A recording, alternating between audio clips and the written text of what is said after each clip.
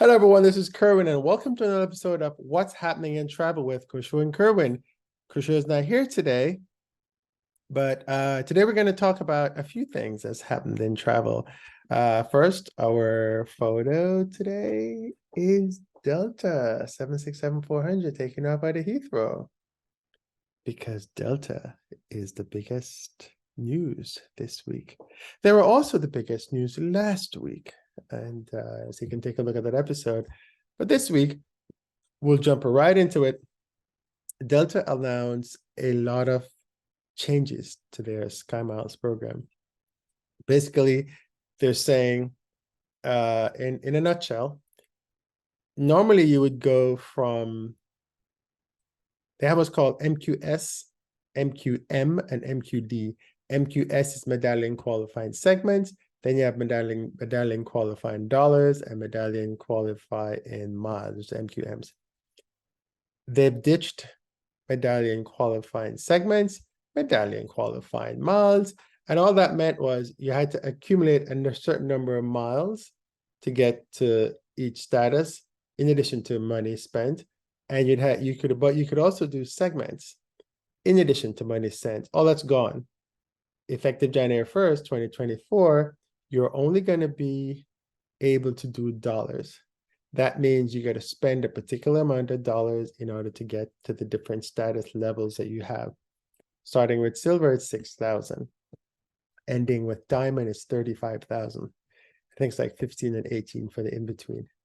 So, but the good thing is that they give you different ways that you can spend the money to do it. You can do flights, of course.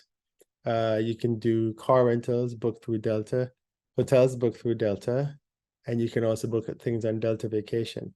Also, depending on which credit card you have, you will get credit for a certain number of dollars that you spend, anywhere between one for $10 or one for $20, depending on what you spend.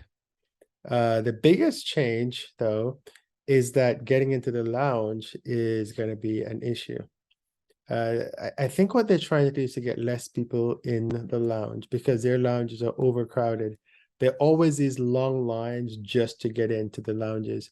What's going to be interesting is to see if American Express comes out with any changes that are similar to those. You know, do they say if you have those particular Delta cards, you can only come in a certain amount of times?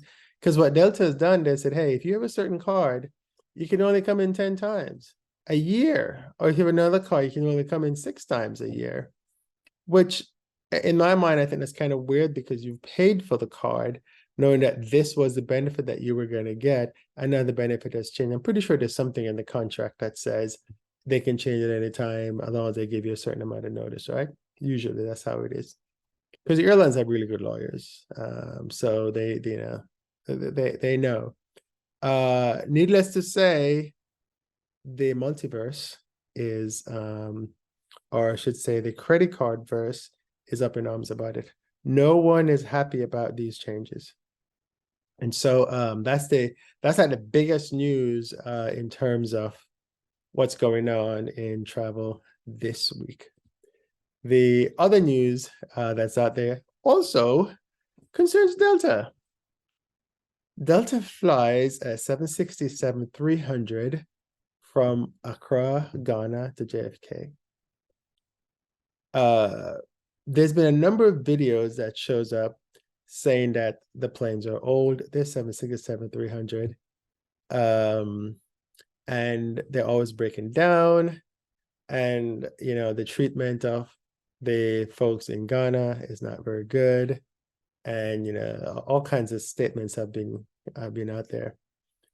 The 767-300, they've all been around for a time, but just so everyone know, airlines don't fly planes if they're unsafe, right? Because one, it's human lives. It's human lives in the terms of their passengers, their crew, their reputation, their FAA, which is Federal Aviation Administration guidelines of how the plane is operated and all kinds of stuff like that, right? They have something called a D check, which they do maybe 36 months or something like that. And what they do, they basically pull the airplane down and put it back together again, literally. And then they do all the inspections and everything. So the airplanes is constantly being inspected. Now, these airplanes, like any other airplanes out there, when they're underground, they don't make any money.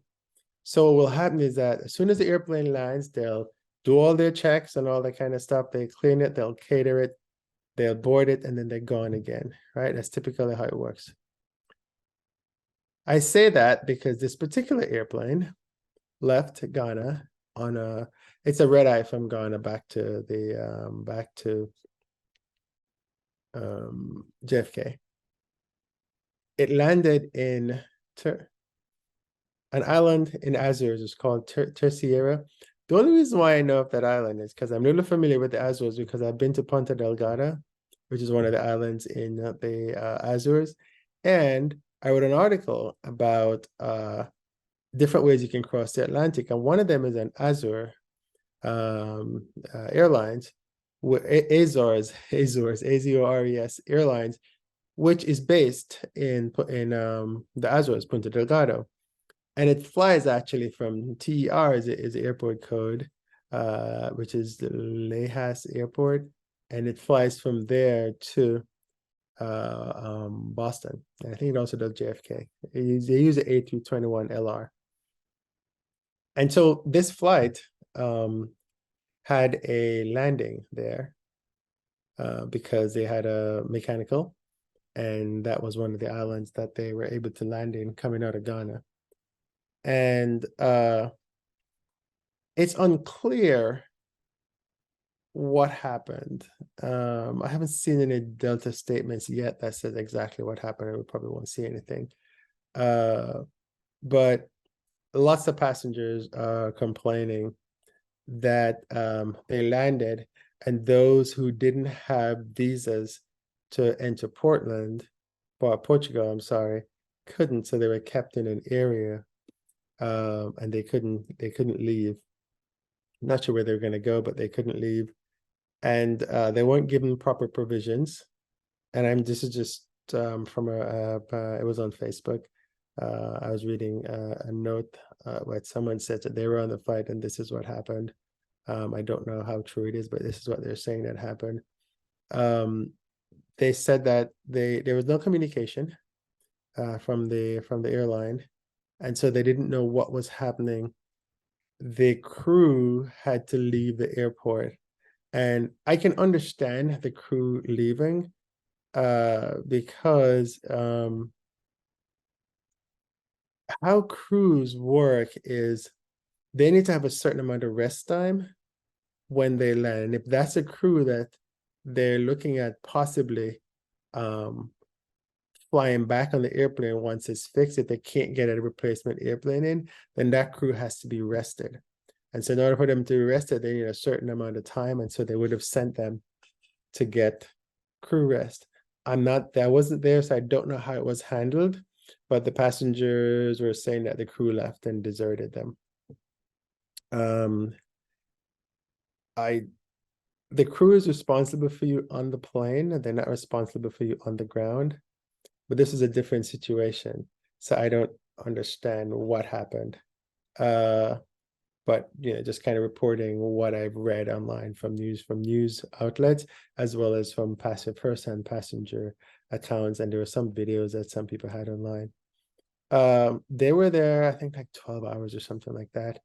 But eventually, Delta sent a plane to pick them up and flew them. I think they flew them back to JFK. Then when they got to JFK, they didn't have their bags. And so that added more confusion to the situation. All in all, it wasn't a good experience at all based on what we've seen. And apparently some of the places weren't open, so there was no food. And I don't know what the communication was with Delta. Somebody said on the thing that they had already served the meal on the flight. And so they didn't give them, they didn't cater for any food when they landed because they'd already fed them on the flight. From an operational standpoint, that makes sense. From a human standpoint, where your airplane had a problem and you landed, it seems kind of odd. The passengers said they didn't have any water available to them, and they were in a part of the airport that they were cordoned off from everybody else, which that piece does make sense. One of the things that a lot of passengers, and I'm not agreeing with all of it, I'm just explaining to you how things work. Sometimes if you understand how things work, it makes a little more sense as to what people do. When you're on an international flight, you can go from A to B. You cannot stop in between unless there's some type of emergency like this. But when you stop in between, you don't have any right to get off that plane and into that country, because you still have to go through immigration and customs and all that to enter that country. That was not your planned destination, so that country is not prepared for you. They don't have a list of everybody on the flight and all that kind of stuff. Once your plane takes off, the information is sent electronically to the country so they know that you're coming. If you don't have a visa, you cannot get off anyway. Even if you're like, if let's say the flight is going from, say, Colombia in South America to Fort Lauderdale, to New York, for example, and you had to divert to Fort Lauderdale, you can't get off of the plane because you're not in New York.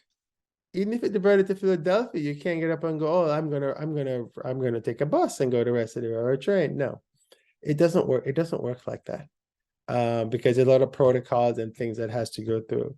So in this instance, I think that's what happened when they got there. You can't get off in that island. Where are you going to go? And so they kept everyone in one area, because normally when these things happen, it's chaotic. You've landed, you don't know what's wrong with the plane. The pilots and flight attendants, safety is the first thing. So their job is, we have an emergency. They have to let you not panic. So they may not tell you exactly what's wrong. They may just say, we have an emergency, we're taking care of it, you're going to be okay, here's what you need to do right now. As humans, you're going to be like, well, what's wrong? Why are we going to do this? I've been in this situation. We didn't divert, but we had an emergency landing. And in the emergency landing, they basically said that the nose gear wasn't coming down. And then it was like, the nose gear came down, we don't know if it's locked. And so emergency, right? Luckily it was fine, the nose gear was locked, but there was no indicator that it was locked. So in these situations, you don't always know exactly what's wrong. You just know that you need to be in your situation. Apparently somebody was overheard saying they should be happy that they didn't crash in the ocean or something like that. That is true, but I don't know if I would have said that to a passenger who's irate, because it's kind of insensitive to say that, albeit that it's true. You kind of need to know how to communicate things to people who are in stressful situations, and this may not have been the best thing for the person to say, but they might have said that because they're really irritated. Everybody was so upset because your plane just had an emergency landing, and all your plans were messed up, right? This is all I know about the situation. So they did get a flight in. It's happened on the 9th of September. And it was an overnight 11 o'clock flight. And so they did send another airplane there. But these things, so that's really all I can say about it, because anything else would be speculation. All I can do is explain how, in a situation like that, what would happen and why things would seem to happen. I think passengers always expect things to happen immediately. I think it goes down to really communication, right? One, there is nothing that can be done until another airplane comes and gets you. You're in the middle of the Atlantic. It's going to take a few hours for them to arrange a crew, arrange a plane, cater the plane, make arrangements to fly to the island. That is not an island that's served on the Delta network. And so they have to get permission to run that flight. They have to file a flight plan, and get a crew and all that. So there's a lot of things that needs to happen. But meanwhile, you have a few hundred people on the ground who need assistance. Everyone is going to have different levels of assistance. Tertiary is not a Delta station. And so there are no Delta agents who know Delta's procedures and Delta's operating thing. Before the flight landed there, they would have gotten clearance and all that kind of good stuff.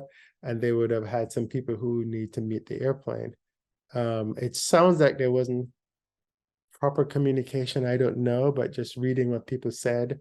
And always remember that whatever you read in the media is going to be different. And even if you're there, you'll have different people with different communications levels and different people saying different things.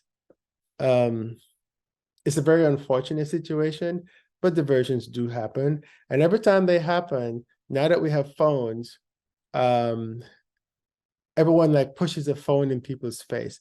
One of the things that we have to remember is if I'm trying to help you, don't put a phone in my face.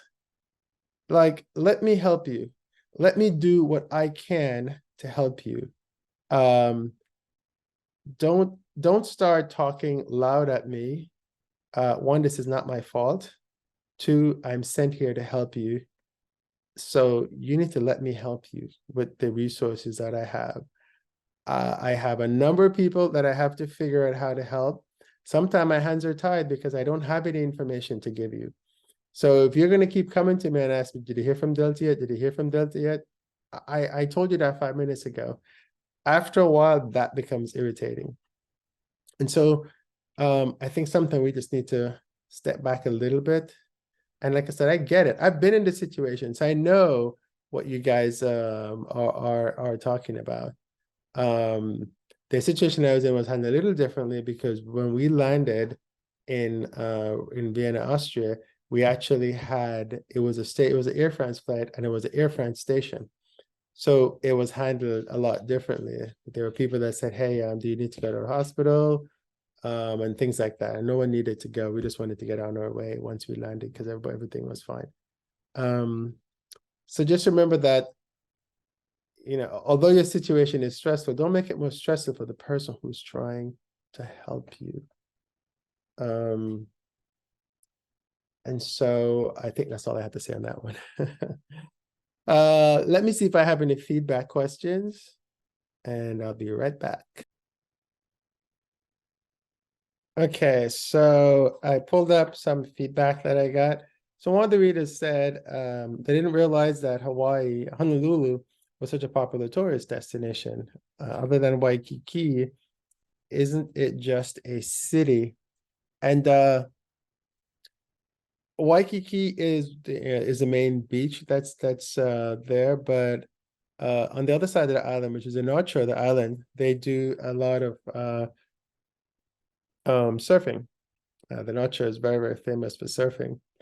There is also the Dole Plantation, which is on the island as well. You can visit that as a tourist.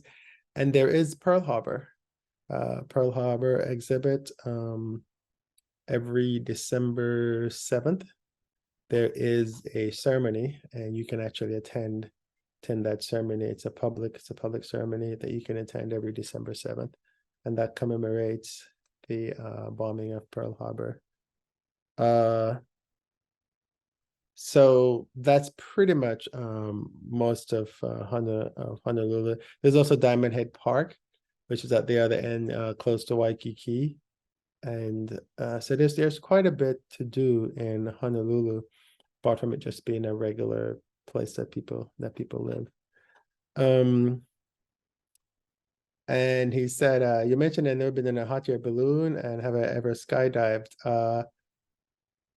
Correct. I have not been in a hot air balloon, and I want to.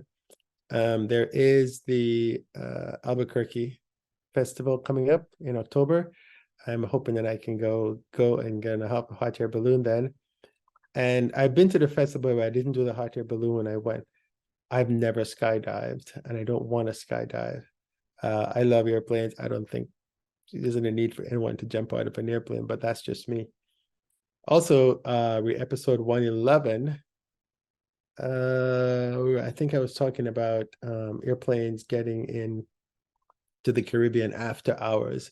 And it says, you say late night arrivals by JetBlue in the Caribbean are bad. If so, why do the airports allow these slots to exist without infrastructure? It's not a matter of, well, I guess it's infrastructure, but what happened is, so it's two things. When the planes get in late, the airport has to be open late. Some of these airports are in quote unquote remote areas, and it's there's no transportation after hours to get to these airports because they're supposed to be closed, right? So it's not like the United States where you have 24-hour transportation. So if the flight's delayed, you can still get an Uber or whatever it is. In all these places, you just don't have any transportation. And especially places like Kingston, there's no transportation typically. And I give an example. What the car rental companies do is that they close. So whenever they close at 10, flights are delayed, we close at 10. And so you get there after 10 and you don't have a car. So what you have to do is there's a service called I think it's Jamaica Union of Taxi Association or something like that, JUTA. And what they do is they operate taxis. So you're gonna have to take one of those to get to your hotel, and then you have to take another one to come back to the airport the next day to pick up your car when they're open.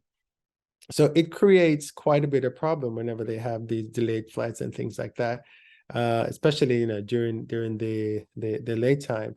Plus, you have to the crew has to be usually sometimes the crews do a turn, but oftentimes they may have to stay overnight because they arrive so late. And plus the people who service the planes, the people who service the airport, the immigration, the customs people, all those people have to stay late to get everything going for the passengers. Remember that it's not, not everybody have cars. Lots of people depend on public transportation, which only runs up to certain hours. So whenever there are delays, it throws everything out of whack.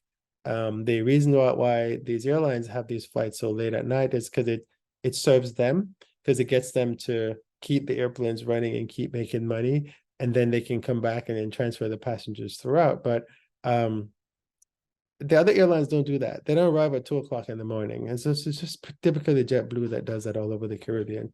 And why do the governments allow it? I don't know. Maybe it's just because of the money or whatever they get from all these passengers that come in. Because like Jamaica, for example, every passenger who comes in and out, they get about $140 in taxes. The US also gets taxes, or whatever country they're coming from. So that's probably one of the reasons. Let's see.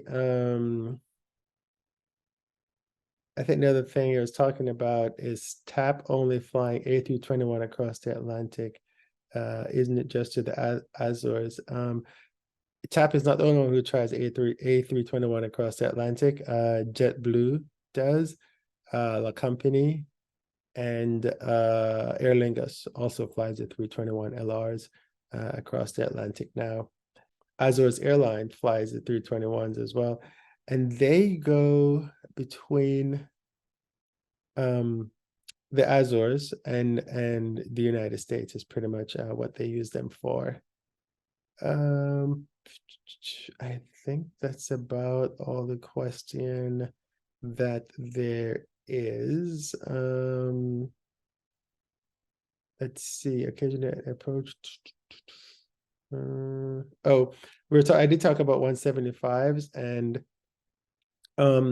I'm trying to remember if Continental flew the 175s. I think they did, but only on select routes. It's not as common as they are now.